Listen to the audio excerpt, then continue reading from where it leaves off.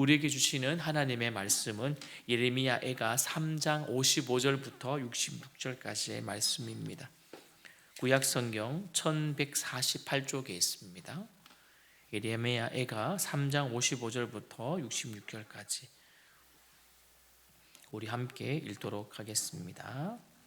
여호와여, 내가 심히 깊은 구덩이에서 주의 이름을 불렀나이다.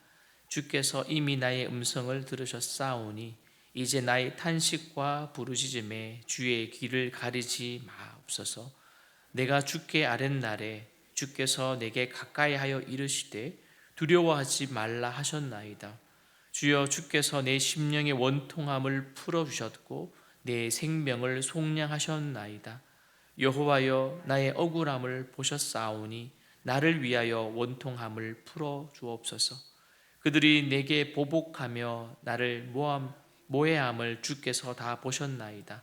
여호와여, 그들이 나를 비방하며 나를 모해하는 모든 것, 곧 일어나 나를 치는 자들의 입술에서 나온 것들과 종일 나를 모해하는 것들을 들으셨나이다. 그들이 앉으나 서나 나를 조롱하여 노래하는 것을 주목하여 보옵소서. 여호와여, 주께서 그들의 손이 행한 대로 그들에게 보응하사 그들에게 거만한 마음을 주시고 그들에게 저주를 내리소서. 주께서 진노로 그들을 뒤쫓으사 여호와의 하늘 아래서 멸하소서. 아멘. 각자가 겪는 고통은 참으로 다양합니다. 그래서 흔히들 인생은 한자 고자를 사용해서 인생은 고다라고 말을 하더라고요. 여러분, 인생을 살다 보면요, 삶의 어떤 순간에 어떤 종류의 고통을 겪는 것이 어떻게 보면 인생의 본질 중에 하나인 것 같습니다. 그리고 그 고통의 모양 그리고 정도는 다르지만 고통을 겪어보지 못한 사람은 없을 것이다 라고 정신의학과 전문가는 이렇게 말을 하더라고요. 근데 여기까지 그렇다면 이제 성경에서 말하는 고통을 중심으로 이야기를 해보겠습니다. 여러분, 고통은 어떻습니까?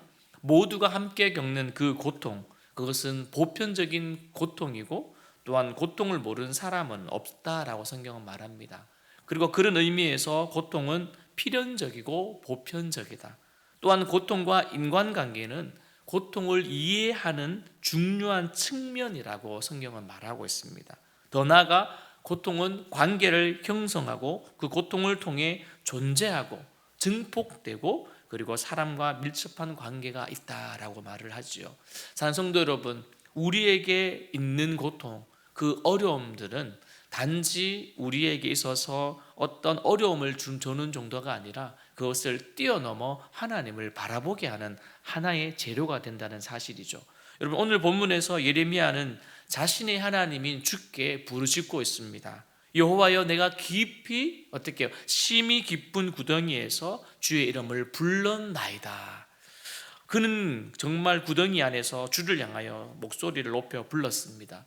그리고는 정말 이전에도 그러신 것처럼 자신의 음성을 들은 하나님이 구하러 오실 것을 그는 확신하고 있습니다. 여러분, 확신에 찬 그 목소리를 확인합니다. 우리 56절 말씀 함께 읽습니다. 시작. 주께서 이미 나의 음성을 들으셨사오니 이제 나의 탄식과 부르짖음에 주의 길을 가리지 마옵소서. 여러분, 이 부분은 예레미야가 구덩이에 빠졌을 때를 회상하는 장면으로 보입니다. 그때 주님은 예레미야를 구하러 오셨고 예레미야는 그 구덩이에서 나와 목숨을 건졌죠.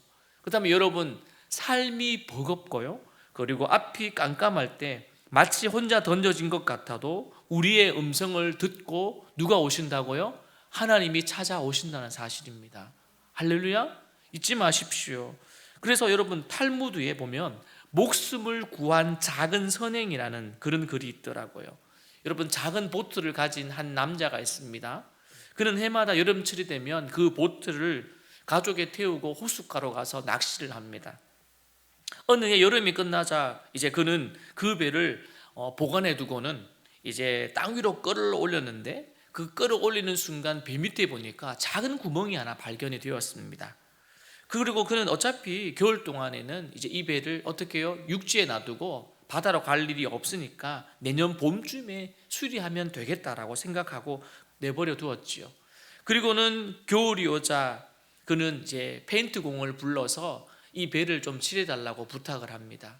그리고는 페인트 공은 그 배를 칠하였지요.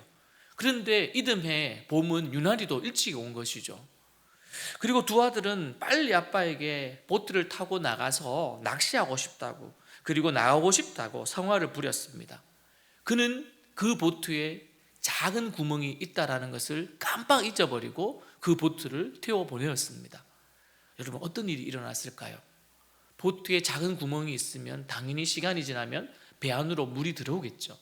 어느 순간 그는 놀랐습니다. 아차, 작은 구멍이 있었지. 그리고는 아직도 아이들은 수영도 못하는데 어떻게 할까? 그는 누군가에게 구원을 청할 생각으로 급히 호수로 달려갔습니다. 그런데 그때요, 두 아들은 배를 끌고 돌아오는 것이었습니다. 그는 안도에 어떻게 해요? 한숨을 내쉬면서 그 두 아들을 포옹한 뒤에 얼른 작은 구멍이 있는 배를 확인해 보는 것이죠. 여러분, 그런데요, 놀랍게도 누군가가 그 작은 구멍을 메워 놓은 것입니다. 누가 메워 놓았을까요? 당연히 페인트공이었죠. 그가 칠하다가 어떻게 해요? 작은 구멍을 발견하고 메워 놓은 것이었습니다. 그래서 그 사람이 생각나서 선물을 준비하고 거기에 찾아가서 말을 했습니다. 고맙다고, 너무 고맙다고, 당신 덕분에 내 사랑하는 두 아들을 포옹하고 내가 볼 수 있었다고, 그리고는 제가 배에 칠했을 때 대금보다 더 많은 대금을 더 주고 선물을 주겠다라고 말을 합니다. 페인트 칠하는 그 페인트 공은 이렇게 말합니다. 아니다고, 나는 당신이 이미 나에게 어떻게 해요? 그 페인트를 칠할 때에 대금을 지불했기 때문에 나는 내가 한 일을 잃었다고, 나는 더 받을 일이 없다라고 그렇게 이야기를 한 것입니다. 여러분, 어떻게 보면요, 불과 몇 분 만에 구멍을 막았지만 그 몇 분 만에 그 덕분에 그 아이들의 생명을 구할 수가 있었다라는 그 작은 선행에 대한 탈무드의 이야기였습니다. 여러분, 우리가 지나가는, 무심코 지나가는, 어떻게 보면 우리가 무심코 도와줬던 그 일은 어떻게 보면 상대방이 겪고 있는 어려운 순간에 어떻게 해요? 정말 큰 도움이 될 수 있는 선행일 것입니다. 산성도 여러분, 우리는요, 때로는 말도 잘해야 되지만 때로는 우리의 행동도 필요한 것이 믿음 생활인 것 같습니다. 오늘 선지자 예레미야는요, 하나님을 향하여 신뢰를 가지고 위기와 고난이 닥쳐와도 믿음으로 기도하고 하나님의 구원을 기대하였습니다. 이때 하나님은 다음과 같이 말씀하셨죠. 어떻게 해요? 주께서 내게 가까이하여 이르시되 두려워하지 말라라고 말씀하셨습니다. 맞습니다. 우리의 삶에 있어서 어려운 순간에 또한 우리가 생각하지 못한 정말 고통의 순간에 우리가 할 수 있는 일은 무엇입니까? 하나님 앞에 우리가 부르짖기도 하고 하나님을 신뢰하고 정말 우리를 도우시는 그 하나님을 의지하는 것뿐 아니겠습니까? 그래서 예레미야는 지난날에 주께서 행하신 일을 통해서 큰 위안을 받습니다. 또한 하나님이 자기의 억울한 사정을 다 알고 계시며 그 원한을 풀어주시리라고 또한 믿습니다. 이 장면에서 저는요, 누가복음에 나오는 18장에 등장하는 재판장과 과부가 생각나더라고요.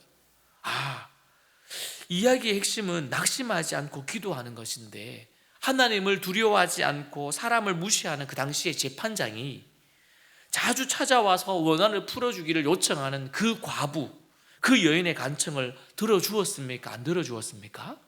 들어주었겠죠. 그래서 누가복음 18장 5절의 말씀에 보니까 이 과부가 나를 번거롭게 하니 내가 그 원한을 풀어주리라, 그렇지 않으면 늘 와서 어떻게 해요? 나를 괴롭게 하리라 하셨다라고 되어 있습니다. 하였느니라 되어 있더라고요. 여러분, 그 장면이 오늘 본문하고 정말 비슷하지 않을까 생각해 봅니다. 그렇다면 어떤 상황에서도 우리는요, 하나님을 신뢰하는 믿음의 기도를 할 수가 있다는 사실이죠. 여러분, 때로는 하나님을 귀찮게 하십시오. 표현이 좀 그렇지만 말이죠. 번거롭게 하십시오. 부르짖으십시오. 저도 여러 번 당하고 있습니다.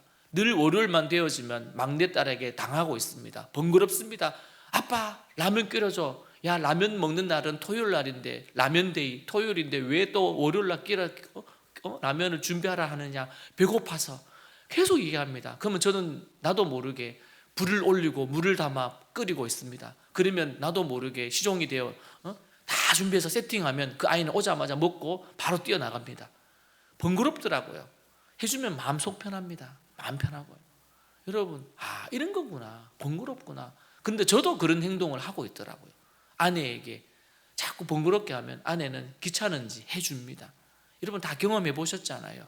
하물며 우리의 가족 안에서도 누군가와에서도 우리는 그를 번거롭게 하면 해주는데 하물며 하나님께서 우리에게 해주지 않으시겠습니까? 오늘 보시면 61절부터는 이제 원수들이 준 그 모욕을 하나님께서 들으셨다는 사실을 알고 이제는 정말 실제적으로 자신을 해치려는 모든 음모를 하나님이 알고 계시기에 그것을 확인하고 예레미야는 고백하고 있습니다. 그리고 그들의 악행을 그대로 대갚아 주실 것을 그는 믿더라고요. 말씀을 봅니다. 여호와여 주께서 그들의 손이 행한 대로 그들에게 보응하사. 여러분 이 말씀을 들으면 속이 시원하시죠? 그래, 내가 그동안 억울하고 내가 그동안 눌리고 내가 그동안 힘들었던 것 하나님이 알고 계시구나. 내가 울었던 그 순간 내 힘으로 할 수 없어서 참고 있었지만 그것도 내가 하나님 때문에 내가 참았지 했던 그 모든 순간 하나님 다 보고 계신다는 거 아닙니까? 이제는 개인의 복수를 넘어서 정의와 공평이 실현되도록 하나님께 요청하는 부분이라고 생각합니다. 그리고 죄를 돌이켜 다시금 하나님께 소망을 두고 살아가도록 바벨론으로부터 우리를 보호하시고 구원하는 요청이기도 한 대목입니다. 여호와여 주께서 그들의 손이 행한 대로 그들에게 보응하사. 여러분 회복을 위해서는요 우선 무엇이 있어야 되겠습니까? 회자로 시작됩니다. 회복을 위해서는 무엇이 있어야 되겠습니까? 우선 회개가 있어야 합니다. 회개 말이죠. 여러분 개인이든 가정이든 심지어 한국교회라도 회복을 위해서는요 회개가 있어야 될 줄 믿습니다. 예레미야 애가 3장 그리고 느헤미야 여러분 나중에 9장을 읽어보십시오. 거기에 나오는 이스라엘 사람들은요 하나님을 거역한 죄악 때문에 심판을 받는 것으로 여기고는요 진정한 회개를 참된 기도를 그들은 하고 있습니다. 여러분 하나님의 구원을 회상하며 또한 다시 한번 자신의 억울함을 풀어주고 보복해 주시길 여러분 간구한 다음에 우리가 해야 될 일이 있다면 무엇인 줄 아십니까? 그것은요 나 자신을 살피고 근신하여 기도하고 더 나아가 무엇보다도 뜨겁게 사랑하는 행동 그리고 서로 대접하기를 원망 없이 하는 것 그리고 주신 은사대로 하나님의 여러 가지의 은혜를 맡은 선한 청지기 같이 서로 봉사하는 자가 되어야 합니다. 베드로전서에 나오는 말씀이더라고요. 우리가 회복하기 위해서 가장 먼저 해야 될 것이 회개라면 그 다음에 우리의 모습은 이러한 것이죠. 지난주 추수감사주일이 우리는 이 안에 끝나는 주일까지 되어지기를 소망하고 그리고 우리는 구원의 즐거움과 하나님의 위대하심을 찬양하며 우리에게 허락된 시간 각자에게 허락된 시간 안에서 날마다 주님 안에서 승리하기를 소망합니다. 오늘 하루도 이미 승리하였습니다. 그 승리를 선포하며 여러분이 만나는 누구에게든지 주께 하듯 대하시고 우리에게 만난 모든 어려움이 나에게 주시는 축복이 있음을 알고 오늘도 감사하며 살아가는 저와 여러분이 되어지기를 주님의 이름으로